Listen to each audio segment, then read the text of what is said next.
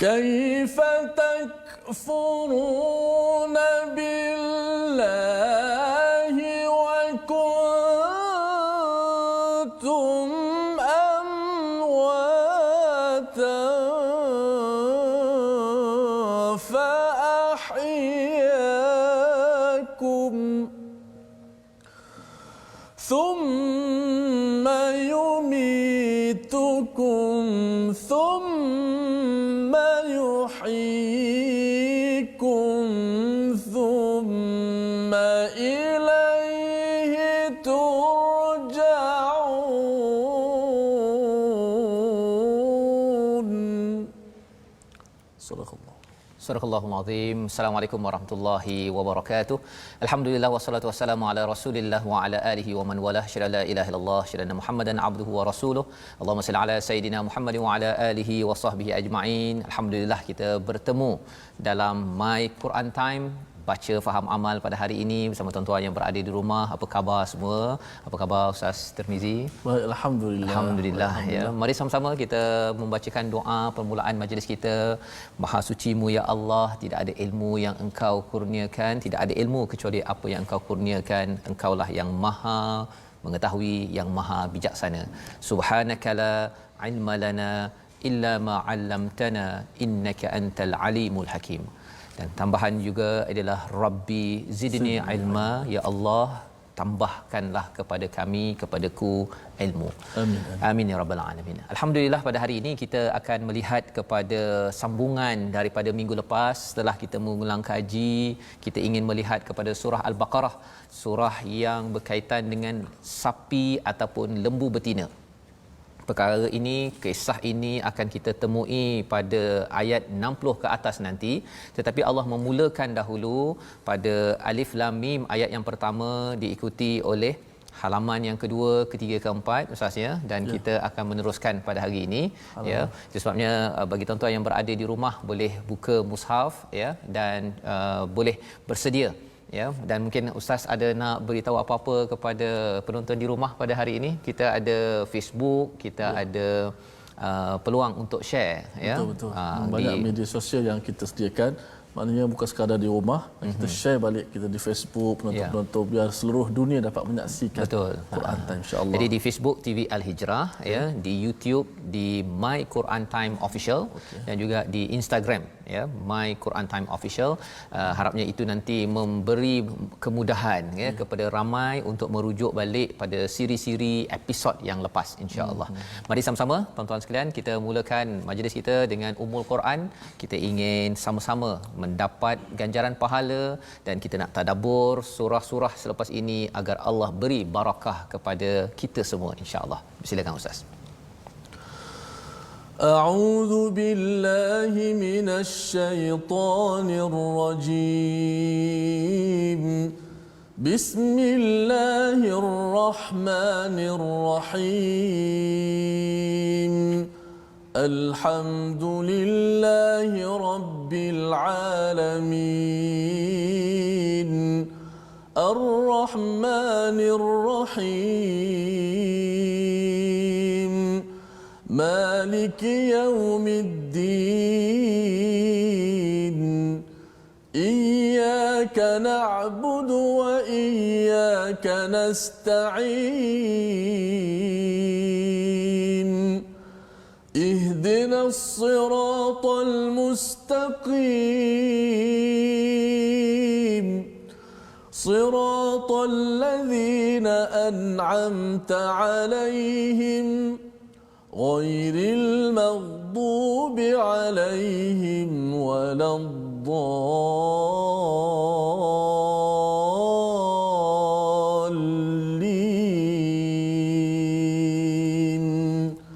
آمين آمين. Amin amin ya rabbal alamin. Kita memanjatkan kesyukuran pada Allah SWT dengan bacaan Fatihah tadi Ustaz ya, mengingatkan kita adalah umat alhamdulillah, Mengapa kita mengucapkan alhamdulillah? Kerana kita ada Rabb, Tuhan sekalian alam, yang sifat ataupun Rabb ini salah satu maksudnya untuk mendidik dan membesarkan potensi yang ada pada diri kita.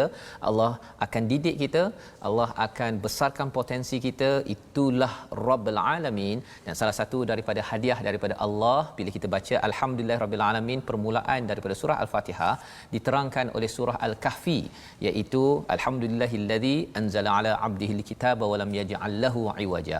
Salah satu tanda Tuhan kita ini amat istimewa apabila kita ada Tuhan yang membekalkan kepada kita kitab lam yaj'al lahu iwaja, yang tidak ada kebengkokan, ustaz ya. Dan inilah surah yang kita akan dalami pada hari ini, surah yang akan meluruskan cara kita berfikir, cara kita berperasaan. Mari kita tengok kepada apakah sinopsis bagi halaman nombor 5 pada hari ini. Jom sama-sama kita perhatikan. Pada ayat 25 kita akan melihat apakah khabar baik untuk orang-orang yang beriman, yang beramal soleh. Ini yang kita akan lihat pada ayat 25. Ada 4 baris yang kita akan baca, diikuti dengan perumpamaan, ya. Allah memberi perumpamaan. Apa faedahnya diberi perumpamaan bagi manusia yang ada dalam Al-Quran? Sebelum ini kita sudah ikuti, kali ini kita akan ikuti lagi insya-Allah. Dan seterusnya kita akan melihat tanda-tanda kekuasaan Allah Subhanahu Wa Taala. Ada kaitan tadi daripada perumpamaan nyamuk, ada kaitan selepas itu tentang kehidupan, dan juga ada kaitan dengan alam maya pada ini. Banyak itu yang kita akan tengok, tapi dalam satu muka surat sahaja Allah bawakan agar apa? Agar kita boleh menghargai kepada keimanan pada Allah Subhanahu Wa Taala dan kita layak menjadi pemimpin. Itulah surah Al-Baqarah ini bercakap tentang umat dahulu pernah dilantik sebagai pemimpin dunia, tetapi kerana tidak mengikut agenda ataupun panduan Tuhan, maka ia digantikan. Moga-moga tuan-tuan kita semua adalah pemimpin-pemimpin yang Allah pilih berdasarkan pada hidayah. Kita akan baca bermula daripada ayat 25 hingga ayat 26 bersama dengan Ustaz Tarmizi. Terima kasih Fadil Ustaz Fazrul. Seterusnya para penonton, sahabat-sahabat Al-Quran, semua kita sangat bertuah dan syukur kepada Allah Ta'ala dapat sama-sama kita hari ini duduk dalam majlis ilmu, walaupun duduk di rumah Ustaz, di rumah, di hadapan kaca TV, ada yang bersama dalam Facebook dan sebagainya. Ada yang dah sampai ke pejabat juga Ustaz? Ya. Ya, dah bertugas di Kedah, di Kelantan. Betul. Ya. Ada yang kata sedang memasak pun kat dapur, dalam kereta dan sebagainya. Kita ambil peluang, alhamdulillah. Kita syukur Allah pilih kita duduk dalam majlis ilmu. Hari ini kita bersama pada halaman yang kelima Ustaz. Kelima. Okey, ya, kelima. Ustaz akan baca ayat yang bercakap tentang khabar gembira, ya. Khabar gembira. Syurga, ya, itu ayat 25 itu, dan kemudian bila Ustaz sampai pada ayat 26 itu, tuan-tuan akan melihat bagaimana ayat ini berkaitan dengan perumpamaan nyamuk. Okey. Itu yang sebenarnya ada mesej penting pada perumpamaan. Mana saya nak baca ni saya nampak gambaran dah. Ustaz sebut pertama kita masuk tentang khabar gembira. Apa khabar gembira sama-sama. Kemudian kita masuk satu perumpamaan nyamuk pula Ustaz. Allahu akbar. Nanti kita akan tengok apa kaitan syurga dengan nyamuk. Okey, kita baca dulu. Jom sama-sama. Ayat sebelum ni kita sebut tentang kesengsaraan orang-orang yang jahat, tidak beriman, tempat mereka di neraka. Ayat sebenarnya khabar baik untuk orang-orang yang beriman dan amal saleh. A'udzu billahi minasy syaithanir rajim. Bismillahirrahmanirrahim. وبشر الذين آمنوا وعملوا الصالحات أن لهم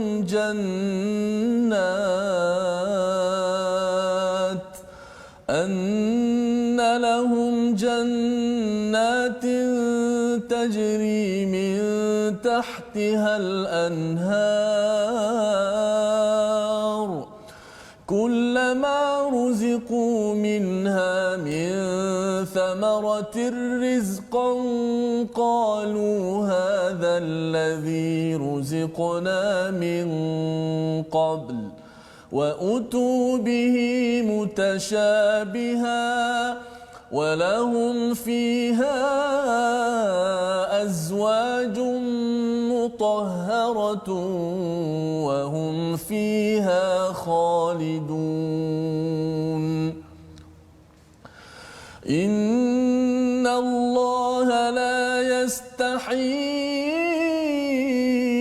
أن يضرب مثلا ما بعوضة فما فوقها فأما الذين آمنوا فيعلمون أنه الحق من ربهم وأما الذين كفروا فيقولون ماذا أراد الله بهذا مثلا يضل به كثيرا ويهدي به كثيرا وما يضل به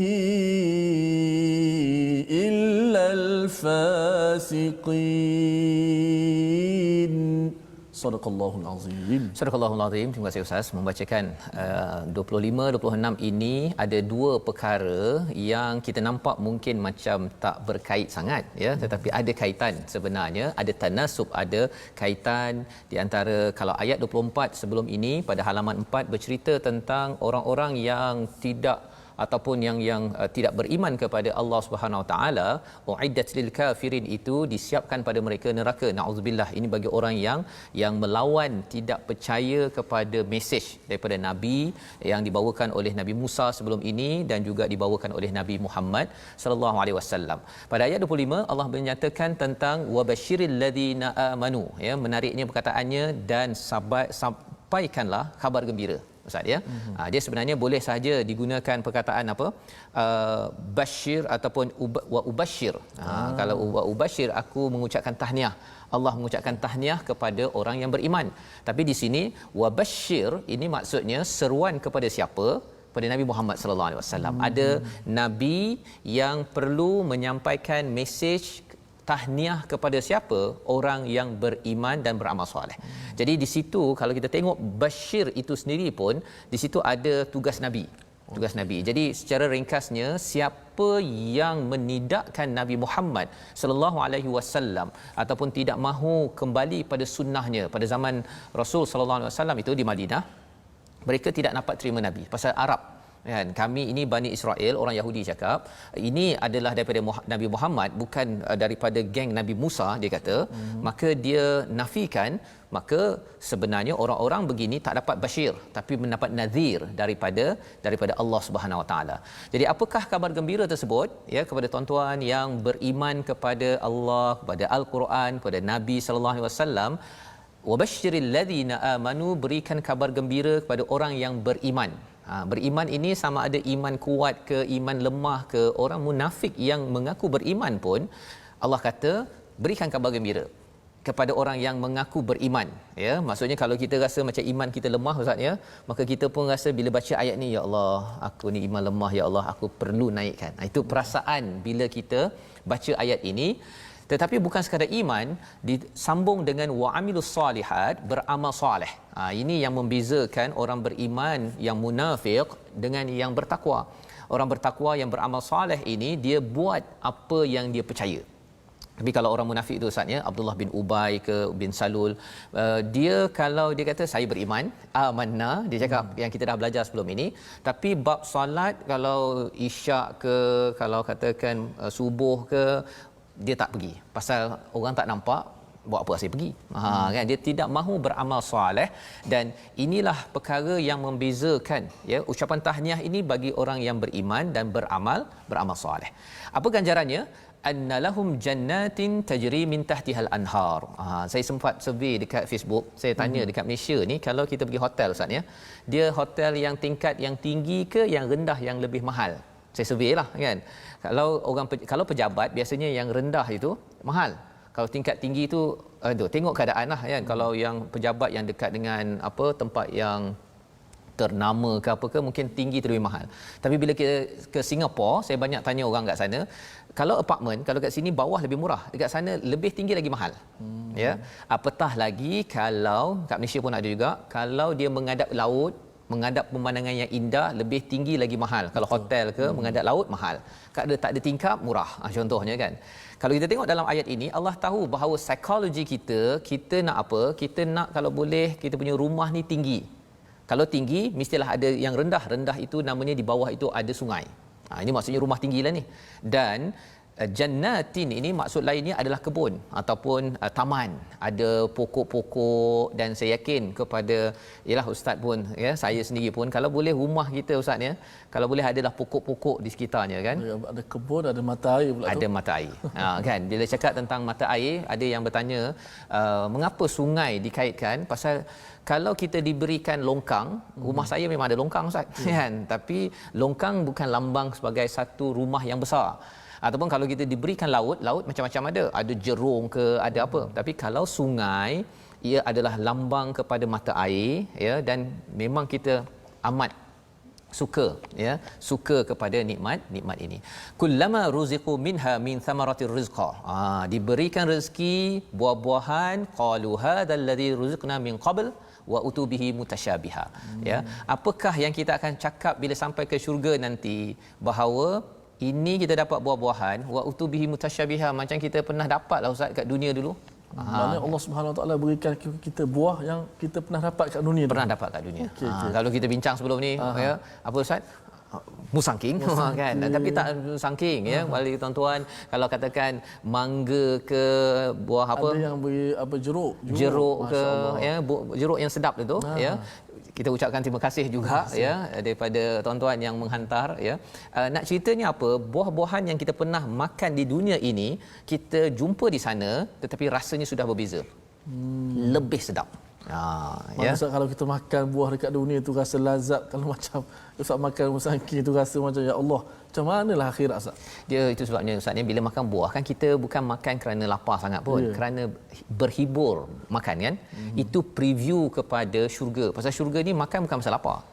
Dia makan kerana suka-suka, nak gembira ya, pasal kita tidak ada lapar, tak ada buang air apa sebagainya. Jadi ini adalah ganjaran pada siapa? Tuan-tuan yang beriman, kita semua yang beramal. Ya, kita baca, kita faham, meningkatkan iman kita dan beramal. Apa lagi ganjarannya? Walahum fiha azwajum mutahharah. Ya, pasangan yang suci, maksudnya tidak ada dengki lagi dah ya, tidak ada kotoran apa sebagainya. Pada waktu itu kalau ikut pada hadis, pasangan masing-masing akan jadi lebih handsome, lebih cantik daripada bidadari. Tak sama dekat dunia. Tak sama. Ya, makin cantik, makin handsome pada setiap hari Jumaat. Tapi syaratnya pasangan masuk syurga lah.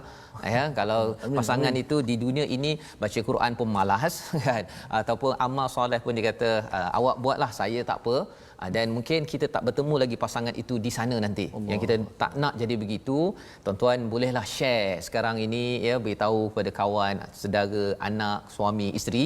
Kerana apa? Kerana kita nak masuk syurga sekeluarga. Wahum fiha khalidun, kekal. Ya. Jadi bila bercakap tentang syurga, terus Allah bawa kepada macam mana nak dapat syurga itu, kembali balik pada dunia. Allah bawa satu perumpamaan pasal nyamuk. Pasal nyamuk, kalau boleh ustaz ulang balik ustaz, ayatnya panjang tapi nak juga ulang balik. Ya. Okey. Kalau boleh ustaz ya. Silakan. Okey, alhamdulillah saya cukup rasa macam teruja ustaz. Tadi bila baca ayat pertama tentang syurga tadi kan. Maknanya kita buat baik ni tak akan sia-sia lah. Ya. Tak akan sia-sia. Dunia ni tempat balasan. Kita buat baik, kita akan dibalas baik. Tapi kalau kita buat jahat, akan dibalas jahat. Syarat kena ada iman ustaz. Iman. Itu sebabnya bila kita cakap tadi makan buah, kita macam teringat macam buah dulu kan. Allah bawakan misal ini, misal tadi buah sekarang, misal buah yang akan kita dapat. Bila Allah bagi misal ini, kita ambil pelajaran. Apa pelajarannya? Ayat 26. Okay. Sebab sebut buah, saya perasan pada ayat yang 21, Allah Subhanahu Wa Taala perintah kepada kita untuk beribadat kepadanya. Ya. Dan buah kepada ibadat itulah kata para ulama ialah syurga yang akan kita perolehi insya-Allah. Dengan izin Allah. Seterusnya kita masuk pada kita kata apa ni, perumpamaan yang seterusnya. Sins yang baru yang begitu menarik, Allah Subhanahu Wa Taala berikan permisalan, sudah pasti ada hikmah di sebalik apabila Allah Subhanahu Wa Taala buat perumpamaan walaupun nyamuk. Walaupun nyamuk. Okey. A'udzubillahi minasyaitonirrajim. Bismillahirrahmanirrahim. Inna Allah la yastahi an yadriba mathalan ma ba'udatan fama fawqaha. Sadaqallahul azim. Sesungguhnya Allah tidak malu untuk membuat perumpamaan berupa ba'udah itu seekor nyamuk, bukan banyak nyamuk, seekor. Okey. Fama fauqaha, ataupun yang lebih kecil ataupun lebih melangkau daripada apa yang kita nampak pada nyamuk. Apa yang kita nampak pada nyamuk Ustaz ya? Salah satunya dia kecil. Kan? Lepas tu orang cakap ni kotor. Isap darah orang. Isap darah orang. Kan? Jadi paling kurang ambil 3 perkara ni. Sebenarnya Allah boleh bagi lebih kecil daripada itu, lebih kotor daripada itu, lebih kuat makan darah, pacat ke apa ke, Allah boleh bagi perumpamaan. Ya. Jadi kita ambil lah yang paling kecil ya. Apa yang paling kecil pada tahun 2020 ya, kalau tuan-tuan tengok pada tahun 2020, 2021 nanti ya, sebenarnya yang lebih kecil yang kita tak pandang dia enteng, ia mampu untuk, kalau nyamuk ini pernah menumbangkan Namrud pada zaman Nabi Ibrahim, nyamuk ini pernah menyebabkan berjuta-juta bilion digunakan untuk menyembuhkan penyakit yang dibawa olehnya, malaria di Afrika. Lebih kecil daripada itu adalah COVID-19. Ya, COVID-19 dia boleh menjatuhkan ekonomi China, Amerika, negara-negara yang ada di dunia, dia boleh memecah belahkan ataupun menyebabkan kita makin dekat dengan Al-Quran. Mana nyamuk dah kecil Ustaz, tapi ada lagi. Ada lagi kecil. Fama fauqaha, maksudnya perkara-perkara kecil Allah boleh jadikan itu bagi orang yang beriman. Kata apa? Ini respon tuan-tuan yang beriman apa cakap? Fa ya'lamuna annahul haqqu min rabbihim. Kita faham ke tak faham, kita tahu bahawa ini adalah kebenaran daripada Tuhan. Mesti Allah nak bagi tahu sesuatu. Kan? Maksudnya kita ambil pelajaran Allah jadikan, Allah tak malu jadikan, Allah tak malu nak buat perumpamaan ini pasal pelajaran untuk kita, ya. Tetapi bagi orang yang kufur, fayaquluna madza aradallahu bihadza masalah, ya. Orang yang kufur itu cakap apa ini Allah nak apa ni, kan? Allah nak apa ni, dia buat bising-bising, lepas tu dia tak tahu apa yang Allah maksudkan. Yang ini yang kita kena beritahu. Apakah apa komen Allah? Yudillu bihi kathiran wa yahdi bihi kathira. Rupa-rupanya Allah memberikan perhatian pada kita bab sesat dahulu berbanding hidayah. Pasal ramai orang yang sesat, yang tidak dapat ambil pelajaran daripada nyamuk. Nyamuk kecil pun tak dapat ambil pelajaran. COVID pun tak dapat ambil pengajaran, apatah lagi benda tentang alam yang besar ini. Sehingga kan Allah yang maha besar itu dia tidak iman, maka Allah cakap wama yudillu bihi illal fasiqin. Ya, tidaklah mereka ini sesat kecuali mereka ini membuat kerosakan di atas muka bumi ini. Jadi inilah ayat 26. Allah bawa perumpamaan. Allah bawa perumpamaan untuk apa tuan-tuan? Allah ingin membina iman kita, membina ilmu kepada kita agar kita lebih jelas lagi pelajaran daripada perkara-perkara lain. Tak perlu kita jadi nyamuk untuk kita dapat pelajaran. Tak perlu kita kena malaria baru kita dapat pelajaran. Tak perlu kita tengok COVID-19 depan mata baru ambil pelajaran. Tak perlu sampai kita sakit dan meninggal COVID-19 baru ambil pelajaran. Tetapi bagi orang beriman, dia tahu bahawa apa sahaja Allah bawa perumpamaan, dia tahu dah ini bukan main-main.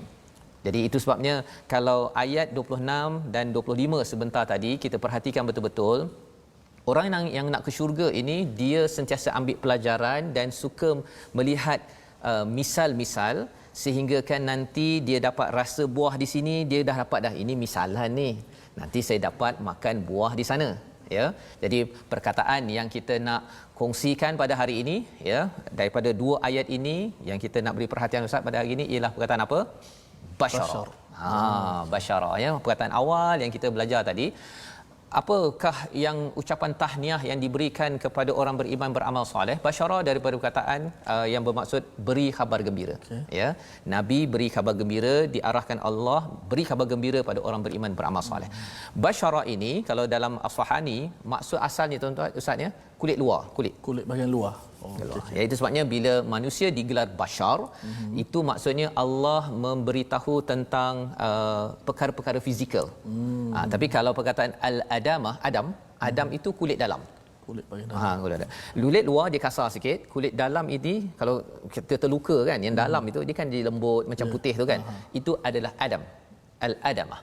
Jadi apa kaitan kulit luar dengan kabar gembira? Ya. Bila kita ada kulit luar, maksudnya bila kita dapat kabar gembira, kulit ini akan jadi lebih lebar, dan itu kalau istilah Aswahani, tapi maksudnya kapilari darah itu merembeskan, ataupun dalam darah kita, dalam otak kita merembeskan hormon dopamin, serotonin dan ada dopamin dan serotonin. So hormon itulah yang menyebabkan kita rasa bila kita dapat khabar gembira, ya, kita akan rasa seronoknya Allah akan bagi saya syurga, Allah akan bagi saya buah. Saya tak dapat makan buah-buah yang hebat-hebat di dunia ini, tapi orang cakap macam sedap. Nanti kita sampai ke sana, inilah yang dulu katanya apa, mangga, yang kata lychee ataupun apple, ya. Kita dapat, kita rasa macam bersemangat untuk apa tuan-tuan? Beriman, beramal soleh. Salah satunya dengan tuan-tuan membaca Al-Quran, dan juga ciri-ciri takwa yang telah kita belajar sebelum ini. Jadi ini adalah perkataan basyara, ada kaitan dengan bashir, khabar gembira, ada kaitan dengan bashar, manusia, ada kaitan dengan kulit di luar yang kita belajar pada hari ini. InsyaAllah kita bersambung My Quran Time, baca, faham, amal.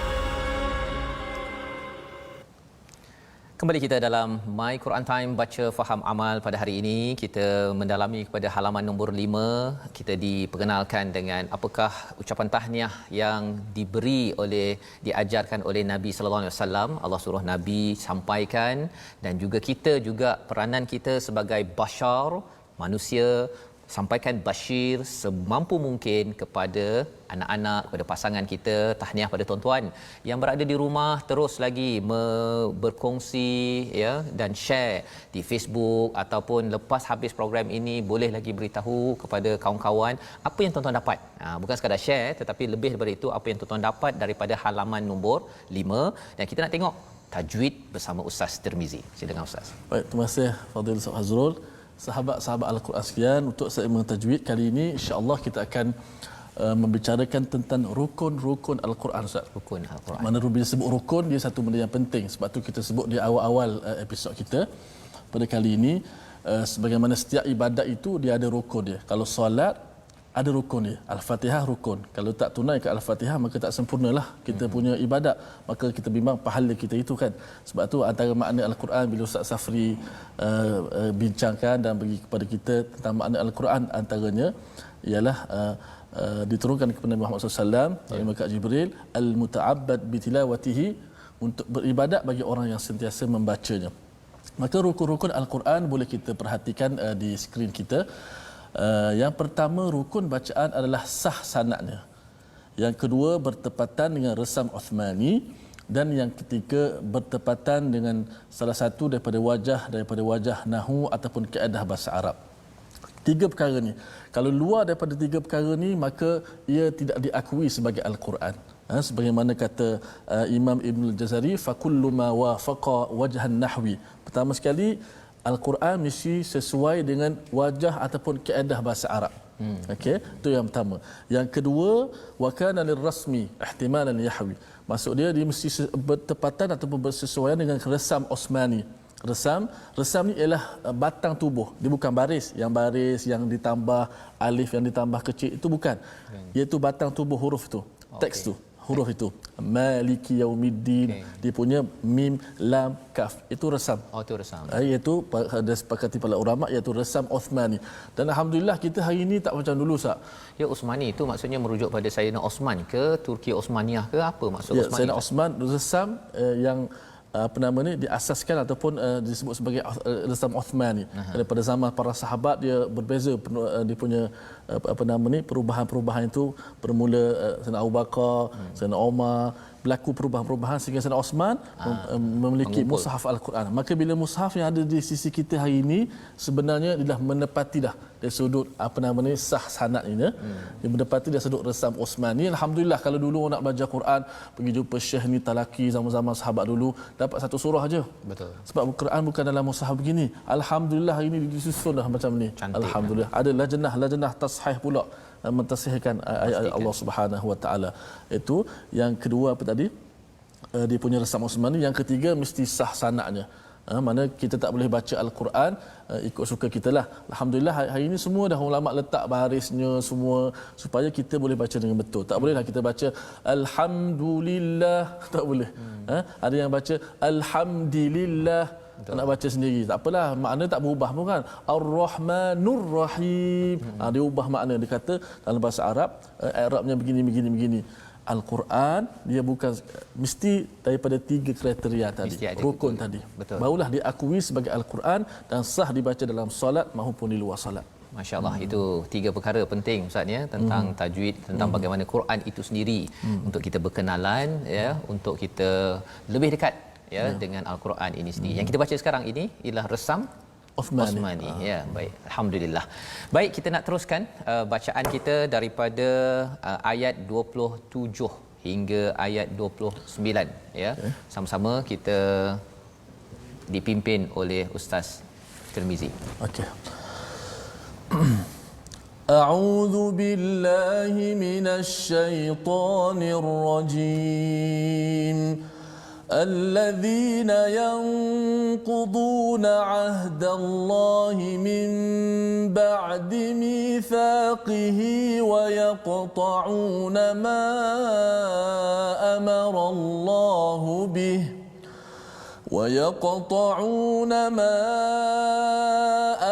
الله به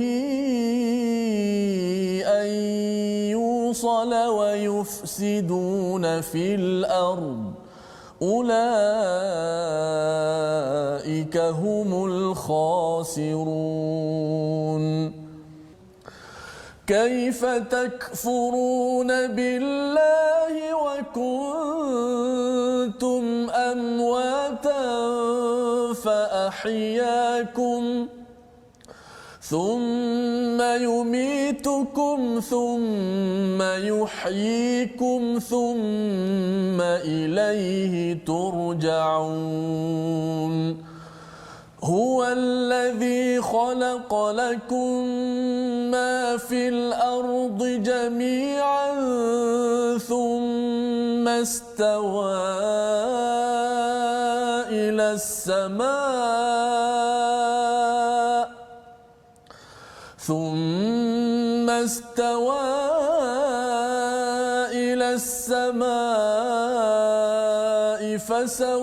فسواهن 7 سماوات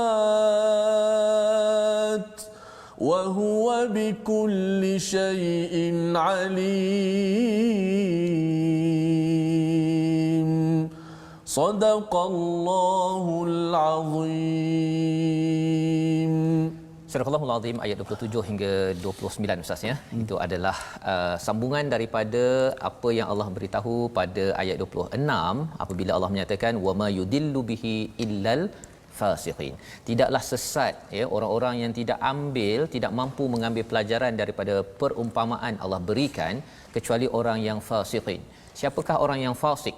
Ya, secara ringkasnya fasik ini Ustaz ya, kalau katakan ada biji benih keluar daripada buah itu maksudnya keluar, itu namanya fasaqa ya. Jadi bila orang yang fasik ini dia keluar daripada buah, maksudnya dia sepatutnya letakkan hatinya di dalam diri dia tapi dia keluarkan hatinya tidak mahu menyerah kepada Allah, istilah lainnya derhaka. Ya. Jadi apakah ciri orang yang derhaka itu? Allah jawab dalam ayat yang ke-27. Yang pertama ada tiga ya. Yang pertama alladzina yanquduna ahdallahi min ba'di mitsaqih, iaitu orang yang melanggar perjanjian dengan Allah selepas dia berjanji. Mitsaq ini maksudnya perjanjian yang berat, yang sumpah. Kalau kita tengok dalam surah Al-A'raf, kita bercakap tentang satu masa dahulu roh kita ini semua Chong, Ahmad, John, Mutusami, Sugu dan sebagainya, semuanya sudah bercakap ataupun mengakui. Allah bertanya, alastu bi rabbikum, apakah bukan aku ini Tuhanmu, ya, kata Allah dalam surah Al-A'raf. John jawab, Mutusami, Chong semua, ya, kata apa? Bala syahidna, kami mengakui. Cuma mungkinlah ustaz, ya, minggu lepas ustaz masih ingat tak ustaz makan apa ustaz? Susah nak ingat. Susah nak ingat. Baru minggu lepas, apatah lagi kalau kita bercakap tentang alam roh dahulu, puan Chong, Mutusami mungkin tak boleh nak ingat apa yang kita dah cakap ataupun apa yang kita dah buat, ya, bertahun-tahun yang lepas. Jadi ini Allah ingatkan balik, jangan langgar perjanjian ini, kerana itu sifat orang yang derhaka kepada Allah. Yang pertama. Yang keduanya, wa yaqta'una ma amarallahu bihi an yusal, iaitu memutuskan apa yang Allah perintah untuk dihubungkan. Apa yang perlu dihubungkan? Kita perlu hubungkan di antara syariat Nabi ataupun keimanan Nabi Musa kepada Nabi Muhammad. Yang perlu disambung lagi apa? Silaturahim, sesama manusia. Tak boleh kita putuskan dalam rumah, ya, tidak boleh putuskan hubungan di antara ibu, ayah, adik-beradik, dengan saudara, dengan kawan pasal hutang RM2 ustaz. Hutang RM2 ada orang putus saudara. Betul. Kan? Kerana kurang like dekat Facebook ataupun tersilap smiley jadi tanda marah dekat Facebook, ada yang bergaduh unfriend. Ya, jadi ada yang kerana hubungan begitu dia sanggup untuk memutuskan tali persaudaraan. Khawatir ini adalah orang yang derhaka kepada Allah. Dan yang ketiganya ialah bila orang dah sanggup untuk memutuskan perjanjian dengan Allah, dengan manusia dia putuskan silaturahim, maka apa yang berlaku? Wa yufsiduna fil ard, membuat kerosakan di muka bumi. Maka kalau kita bercakap kerosakan ini, mungkin ada yang kata kalau A buat kerosakan pada B, B akan terkesan, B akan rugi. Tetapi sebenarnya Allah cakap di hujung ayat 27 itu, ulaika humul khasirun. Orang yang fasik itu sebenarnya yang lebih rugi. Pasal apa? Pasal mereka itu declared, diisytiharkan oleh Allah sebagai orang yang total loss, yang betul-betul habis di dalam dunia ini. Inilah yang kita ingin elakkan dalam hidup kita. Kita berjanji dengan Allah untuk kita sembahyang, kita berjanji pada Allah nak beriman pada Allah, kita teguhkan seperti mana tuan-tuan laksanakan sekarang. Dan hubungan dengan sanak saudara, walaupun mungkin ada yang tak balik kampung lagi ustaz, ya, tapi ada peluang sekarang nanti telefon ataupun kita rapatkan kawan-kawan yang mungkin dah suam-suam kuku itu, ya, pasal bergaduh ke apa ke, kita rapatkan kembali.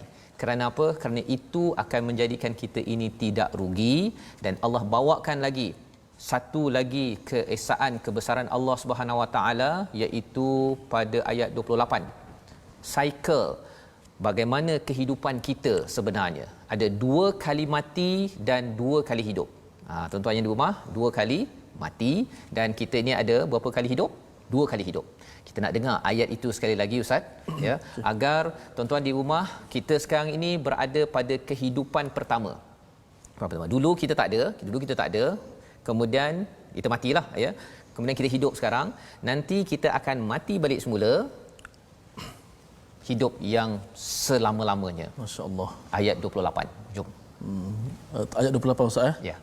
Tentang bagaimana buruknya orang-orang yang kufur kepada Allah Subhanahu Wa Taala. Maksudnya dia dah dapat peluang hidup, kan? Dia dah tahu dah bahawa dia akan mati, tapi dia rasih lagi kata bahawa saya masih hebat. Kan? Allah. Okey Ustaz, sebelum tu saya nak respon sikit soalan di Facebook berkenaan dengan resam Osmani ni. Dia kata resam Osmani macam mana? Jadi secara umumnya kita terangkan resam Osmani ni resam dah telah diasaskan ataupun dipersetujui oleh khalifah yang ketiga lah, Sayyidina Uthman bin Affan, kerana ketika itu banyak berlaku kekeliruan bacaan Al-Quran. Sahabat dengar ada orang ni baca salah sebab umat Islam makin ramai. Orang bukan Islam masuk Islam, orang ajam yang masuk Islam, yang bukan lidah Arab bercampur, jadi bunyi bacaan tu. Maka dikumpulkan Al-Quran zaman Sayyidina Uthman ini dengan bentuk resam tulisan-tulisan tadi tu, yang telah dipersetujui oleh. Masa tu dah ada baris ke belum masa Sayyidina Uthman tu? Dia baris tu Quran tu dia baris tu dia tak termasuk dalam resam sekali. Okey, baris tu dia diasaskan oleh para ulama juga. Tak silap saya Abu As'ad Ad-Du'ali. Bila sebut resam itu ialah batang tubuh huruf tadi. Batang gitu. Ya, titik-titik baris itu kemudian sikit ya. Titik kemudian baris dan titik semua tu itu dia bagi tentang tanda-tanda pula dalam Quran dan sebagainya. Itu untuk memudahkan kita baca Al-Quran. Tadi tak berlaku kesilapan baris, kita boleh detect lah kesalahan tu. Okey, kita semua sama pada ayat yang ke-28 ya, untuk kita ingat, jangan lupa bahawa Allah bagi peluang kita hidup balik nanti ini. Sebenarnya Allah ni memang baik. Kan? So kita kena jadi baiklah. Okey. Auzubillahi minasyaitonirrajim. كيف تكفرون بالله وكنتم أمواتا فأحياكم ثم يميتكم ثم يحييكم ثم إليه ترجعون. Sadaqallahul azim. Sadaqallahul azim. Bagaimana kamu boleh kufur, ingkar pada Allah padahal kamu mati dulu, kita daripada tak ada apa-apa ustaz kan, kemudian lalu Allah hidupkan, kemudian dia mematikan kamu, lalu dia menghidupkan kamu kembali, kemudian kepadanya lah kamu dikembalikan. Bila Allah kata ada kehidupan kedua, maksudnya apa tujuan Allah jadikan kehidupan kedua? Ya, adakah kehidupan pertama ni untuk happy, lepas tu nanti hidup lagi happy, lepas tu kalau ada kehidupan ketiga happy, ataupun sebenarnya Allah nak beritahu bahawa kalau ada dua kali hidup ini, kehidupan di dunia ini kehidupan yang manfaatkan segala apa yang ada, itu akan disentuh pada ayat yang akan datang, untuk bertemu dengan kehidupan yang kekal, abadi, ceria, gembira selama-lamanya. Itu kalau kita manfaatkan. Tetapi kalau kita happy di sini, segala kegembiraan itu kita dah ambil, maksudnya hidup ini habis kegembiraan itu, maka kehidupan yang kedua nanti itu kita sebenarnya menempah kesengsaraan. Jadi itu mesej dia lebih kurang beginilah ustaz ya. Kalau orang cakap ustaz, saya dah bagi hadiah sekali kan, ya, tapi kalau dah dua kali bagi mesej tu, saya dah bagi hadiah, itu mesejnya apa ustaz? Kita kena beri perhatian ke tidak? Beri perhatian. Kena beri perhatian ya, macam adik-adik lah kan, cikgu kata sila online sekarang untuk kelas kan, tapi bila cikgu dah ulang kali kedua, sebenarnya cikgu dah bagi peluang tu. Yang kali pertama tak buat tak apa ya, tapi cepat-cepatlah baiki kehidupan kita untuk menghadapi kehidupan yang kedua yang lebih serius lagi. Kalau kita buat persediaan, kita akan dapat kebahagiaan. Dan apa potensi yang Allah bekalkan kepada kita semua, itulah ayat yang ke-29. Dialah Allah yang menjadikan untuk kamu segala yang ada di bumi. Perkataannya ialah huwallazi khalaqalakum ma fil ard jami'a. Ya, ada perkataan lakum dekat situ. Apa maksud lakum tuan-tuan? Cara ringkasnya, lakum, la itu untuk kamu semua. Jadi Allah menjadikan apa sahaja di muka bumi ini, ma fil ard, adalah untuk kita. Siapa kita? Kita manusia. Bukannya untuk gajah, bukan untuk kangaroo, bukan untuk arnab, bukan. Maksudnya untuk kita yang kita tengok, Allah buat macam-macam ini. Sumastawa ila sama, Allah menuju menciptakan ke langit, fasawwahunna sab'a samawat, dan kemudian Allah sempurnakan 7 petala langit yang besar ini, yang kita boleh nampak bintang matahari itu baru langit pertama. Ya, baru langit pertama ustaz ya. Malam tadi malam sebelum ini rupanya ada planet Mushtari, Pluto, ada beberapa planet dia selari ustaz. Berita yang saya dapat daripada kawan lah, dia minat melihat pada planet-planet ini kan. Jadi macam saya ni kurang sikit minat kan. Jadi bila kata rupanya itu yang sedang berlaku, dan itu baru langit pertama. Langit pertama. Selagi kita boleh tengok tu langit pertama. Jadi langit 2, 3, 4, 5, 6, 7 tak ada, tapi Allah cakap wa huwa bikulli syai'in alim. Allah tahu segala perkara. Jadi bagi orang yang tidak beriman, dia akan cakap bahawa Allah buat perumpamaan untuk apa? Kemudian Allah jadikan kita hidup balik ni buat apa? Kemudian Allah jadikan semua ini rasanya untuk happy, seronok-seronok je kot kan. Sebenarnya itu menunjukkan ilmu yang amat cetek, yang kita harapkan kita bukanlah orang begitu. Dan lebih daripada itu, kalau kita tengok ada orang yang bila cakap thummastawa ila sama ustaz ya, ada yang berhujah, ini apa ni kan, ini ayat mutasyabihah, ayat muhkamah ya. Sebenarnya kita terima apa yang ada di sini, kerana ilmu kita amat sedikit, ilmu yang paling banyak itu adalah Allah SWT. Jadi itu menyebabkan hati kita ini tidak mudah rosak, fikir benda-benda yang tidak berkaitan dengan kita, padahal amal kita masih sikit. Yang kita doakan amalan kita baca Quran ini diikuti dengan amal seterusnya sehingga kita dekat dengan Allah Subhanahu Wa Taala. Jadi Ustaz, ini membawa kita kepada kesimpulan kita insya-Allah, ya. Okay. Apakah resolusi 3 perkara yang boleh kita ambil pada hari ini? Jom kita saksikan. Yang pertama, kita ingin nikmat dahulu. Kalau katakan kita nak nikmat dulu mangga ke, laici ke, buah-buah lah yang sedap-sedap tu maksudnya. Iman dan amal soleh, pasal nanti Allah tawarkan samaratir rizqan qalu hadzal ladzi rizqna min qabl. Kalau kat dunia ni orang tak sempat rasa makan yang lazat, dan orang yang sempat rasa makan di akhirat dia akan dapat rasa lebih sedap daripada apa yang ada, ya. Kalau katakan saya dapat makan yang sedap tu sekali je buah itu, Allah akan bagi lebih sedap banyak kali. Itu yang pertama, resolusi. Yang keduanya apa? Iaitu kita kaji dan ambil pelajaran misal dalam Al-Quran. Ya, misal dalam Al-Quran ini untuk dikaji kerana banyak pelajaran di sekitarnya tak faham, tanya pada orang mengetahui. Tapi jangan sampai kita cakap ini apa ni, perumpamaan ni pelik lah, tak faham lah, saya skip lah kan. Kalau skip tu masih okey lagi, tetapi lebih daripada itu kita kena ingat kita beriman tahu ada kebenaran besar Allah sedang sampaikan. Dan yang ketiga ialah tunaikan janji dan sambung silaturahim, kerana janji dan silaturahim ini akan menyebabkan kita tidak menjadi orang yang rugi, yang merosakkan dunia. Bani Israel terkenal dengan kerosakan kerana apa? Bab janji dengan Allah ni dia main-main dia. Yang keduanya, mereka bab dengan manusia, dia boleh dia cakap orang lain macam anjing. Itu yang berlaku kepada orang-orang Yahudi, yang kita tidak mahu perkara itu berlaku dalam rumah kita, dalam kehidupan kita. Atas dasar itu kita ingin berdoa pada Allah, Allah menetapkan hati kita atas mengingat dan berpandukan ayat daripada surah Al-Baqarah. Silakan Ustaz. Bismillahirrahmanirrahim. Alhamdulillahi rabbil alamin. Wassalatu wassalamu ala ashrafil anbiya'i wal mursalin wa ala alihi wa sahbihi ajma'in.